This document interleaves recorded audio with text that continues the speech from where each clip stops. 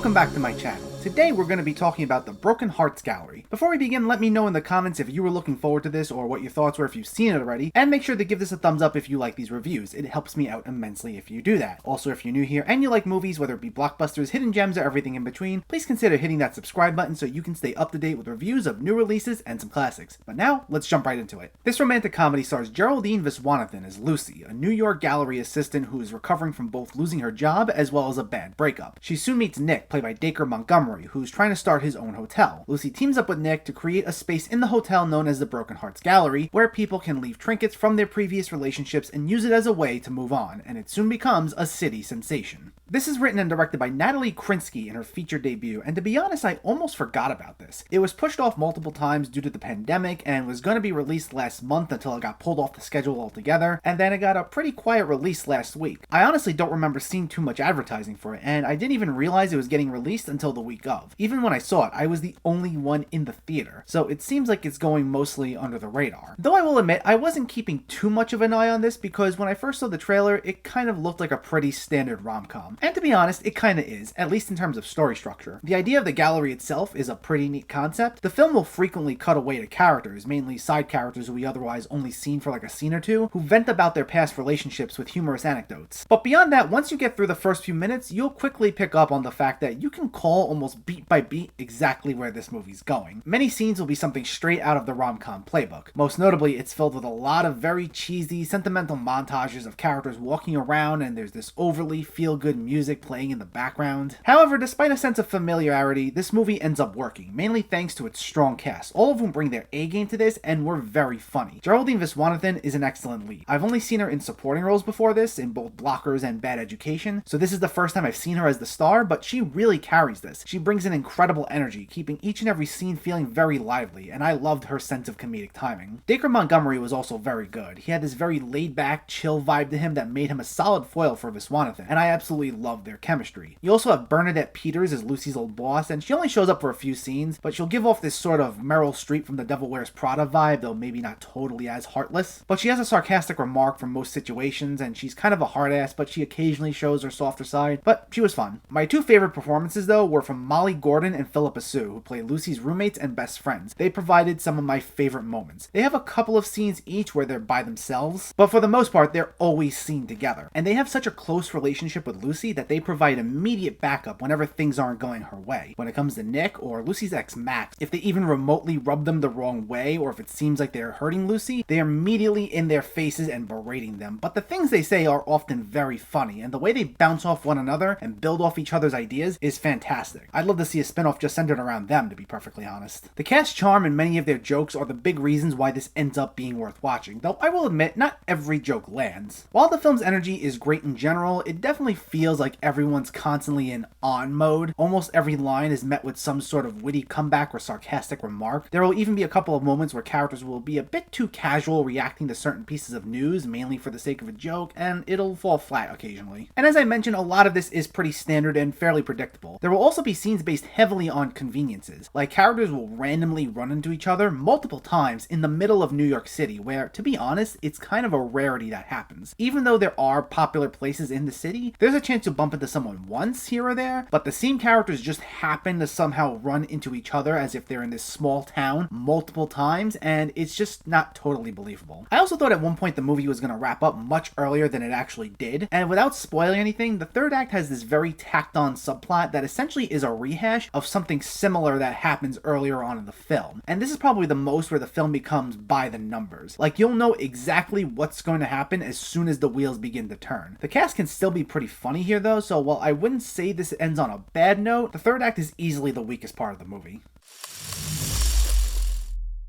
Overall, this plays things mostly pretty safe and doesn't reinvent the wheel in terms of romantic comedies. For the most part, you can call exactly where this goes. However, it's still an enjoyable movie, and it's mainly thanks to its talented cast who are all hilarious, with Geraldine Viswanathan and Dacre Montgomery being very likable leads. It mainly relies on its charm and its wit to get by, but it turns out to be just enough. You don't need to rush to see it, but if it comes to streaming or VOD, I'd say it makes for a fun watch. The Broken Hearts Gallery gets a 7 out of 10.